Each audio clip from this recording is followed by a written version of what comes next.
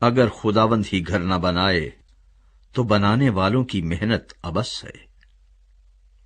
اگر خداوند ہی شہر کی حفاظت نہ کرے تو نگہبان کا جاگنا عبث ہے۔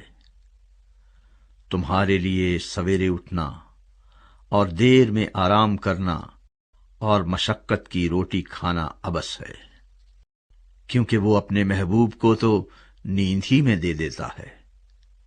دیکھو، اولاد خداوند کی طرف سے میراث ہے، اور پیٹ کا پھل اسی کی طرف سے اجر ہے۔ جوانی کے فرزند ایسے ہیں جیسے زبردست کے ہاتھ میں تیر۔